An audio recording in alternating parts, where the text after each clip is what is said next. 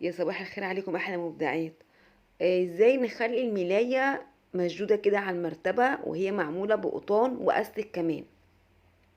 ده شكل القطان، هو خيط مكرمية بجيبه بالكيلو. تمام. طبعا انا وريتكم قبل كده، عملت لكم فيديو بتركبي ازاي القطان وازاي وطقم كرانيش واستك مع بعض، وعامله فيديو كمان منفصل قصير ازاي تعملي اللي هو القطان في قلب القماش كده، بيبقى ليه دواسة معينة ليه. ده شكل الملاية، بوريكم الظهر بتاعها ان هو نضيف والقطان اهوت. وكمان الظهر بقى يبقى تلاقي التلات تركيبات مع بعض، لان بعمل مره بركب القطان وبعد كده بركب الكورنيش وبعد كده بركب الارتفاع بتاع المرتبه، فكلهم في خياطه واحده مع بعض في الظهر، ما بيبقاش لطش. انا ليه بعمل طبعا مش بعمله لطش عشان خاطر ان يطلع الملايه سير على المرتبه ويطلع ايه، ما يتغلبنيش بقى كل شويه عايزه ارسم بالقلم ومش عارفه ايه، فبعمل كل حاجه لوحدها وبعد كده بقفلها مع بعضها. طبعا انا بشتغل بخيط المكرميه لانه بيستحمل الحراره في المكوى. وطقم زي خيط بالقطان وكده لازم فيه مكوى، لان بيبقى فيه شده بعد الخياطه، بيبقى فيه زي كرمشه كده، لو انت مش كوتيها فبتبقى باينه في الفرش، فلازم مكوى. طبعا المكوى لازم تكون بخار. انا المكوى ديت بصي باظت مني كذا مره وبرجع اصلح فيها، لان انا مش لاقي مكوى زيها حاليا. اشتريت واحده تورنادو، القاعده بتاعتها ستانلس، بتبقى تقيله في المكوى جدا. فبصراحه المكوى لما بتكون القاعده بتاعتها تيفال بتبقى خفيفه قوي قوي في المكوى وحلوه. ربنا يكرمنا بواحده زيها على ما نبقى نجيب الصناعي. الصناعي طبعا سعره لقيته طبعا معدي 8000، فغالي ان انا اجيبه دلوقتي. فمشيه نفسي بدي، واللي هي التورنادو اللي هي الستانلس. طبعا الخيط المكرميه زي ما قلت لكم بيستحمل الحراره، فعشان خاطر اعمل طقم قطان واجي اكويه فلازم اعمل خيط يكون فيه قطن. انا اشتريت قبل كده اللي هو اللي هوريكم دلوقتي شكل البقرة بتاعته. اشتريت خيط قبل كده عشان اشتغل فيه في القطان، اللي هو هوريكم دلوقتي شكله اللي هو ده الابيض ده. طبعا ده بوليستر 100%. فجيت انا اشتغلت الطقم بعد ما خلصته، انا لازم اكوي كده كده بكوي الشغل بتاعي. فجيت كويته، بص بعد ما كويته جيت افرش لقيته استك، بقى مكرمش جدا جدا، ومفيش اجي اشد عشان يفرد معايا مفيش. فهو طبعا عشان بوليستر اول ما اتحط عليه المكوى عمل كش. فطبعا هو ما ظهرش معايا مع المكوى، ظهر معايا مع الفرش. فلقيت الطقم مش عايز يفرد معايا زي ما اكون حاطه فيه استك.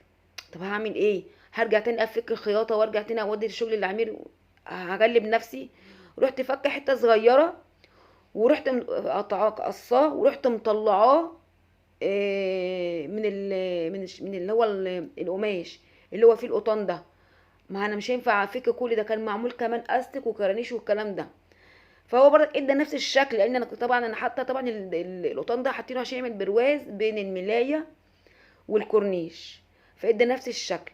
فعشان كده بقول لكم الخيط ده بيكش. فطبعا انا ما في الاول جبته كان عشان خاطر ايه، سالت يعني نعمل القطان بايه، فطبعا قالوا لي اللي هو الخيط اللي هو الابيض ده. فبعد كده بقى ايه، جبت القطان اللي هو بالخيط المكرميه، وزي ما انتم شايفين لما بتيجي تكوي بقى الطقم اللي هو بالقطان، الاول بتثبتي المكوى على من فوق، وتشد القطان الاول معاكي، وبعد كده بقى تظبطي كرانيشك. لا اله الا الله سيدنا محمد رسول الله. بصوا، انا بروح الاول، انا بصوا يا بنات، الاول بروح، بصوا بروح الاول قبل ما اعمل الكرانيش بروح فردة القطان من فوق، بروح عامله عليه بالمكوى فهو بيفرد بقى معاكي، وبعد كده بروح بقى عامله شكل الكرانيش بتاعتي. هو طبعا انا شغاله ده في قطن درجه اولى، فما شاء الله بتبقى المكوى فيه مستريحه وبتبقى حلوه، وبتظهر معاكي على طول عن الشغل المخلط اللي هو مثلا الثري دي اللي هو الماكرو فايبر يعني. طبعا او مصريه، هو طبعا كده كده الثري دي والماكرو فايبر والمصريه كلهم خامات مخلط على فايبر يعني، فاحنا مسمينه ماكرو فايبر.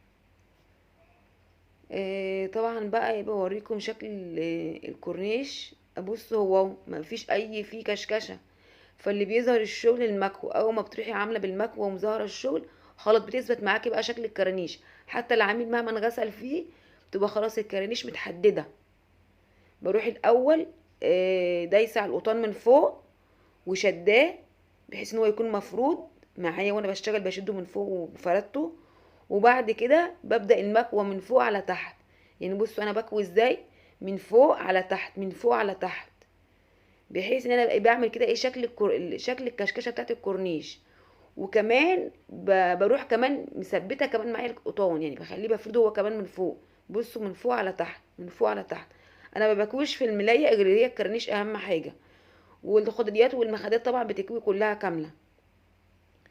بصوا طبعا ده من شغل الفينش. انا دلوقتي بشرح حتى لو مبتدئه هعرفي عن الفينش شويه، بس انا طبعا يعني معظم شرحي للبنات اللي شغاله وعايزه فينش كويس للشغل، وعايزه شغلها يكون بيتكلم عن نفسه. فانا بادئه معاكم كده، بادئه طبعا معاكم بالناس اللي بتشتغل، عشان هم دايما بيطلبوا مني ازاي اطلع شكل كويس للملايه ويطلع مفروض كده. دي طلبت مني كذا مره. فخلاص انا كويت الكورنيش. فالديل طبعا ايه بيبقى القماش ساعات في مطه القماش، في ساعات مطه. فيبقى الديل هو طبعا متني وكويس ما فيهوش وروره ولا حاجه، بس بيبقى عايز ايه تمشي عليه كده على الديل كده بالمكوى ايه بسيط ان هو ايه يبقى مفروضه كويس. هو كل تركيزي كله بيبقى على الكرانيش، سواء في الخداديات او في الملايه. تمام. هو ما بيظهرش شغل الشغل اللي هو الكرانيش لازم تكويها كويس. فبعد ما خلصت انا ما بكويش الملايه، فبس ايه مطرح ما كنت بكوي وكده ففي طبعا حصل شويه كسرات من المكوى. فبروح ايه في النهايه بروح ايه مظبطه بقى مكوتي من فوق كمان، عشان حتى ايه لما اجي افرشه ما يظهرش فيه اي كسرات. فانتم زي ما انتم شايفين خلاص، شوفوا القطان اهو انا مش فرشاه على السرير بس باين ان هو مفروض خلاص اتفرد. فعشان كده بقول لكم ركزوا شويه مع المكوى، بالذات في شغل الكرانيش والقطان عشان يظهر معاكي، والاستك كمان.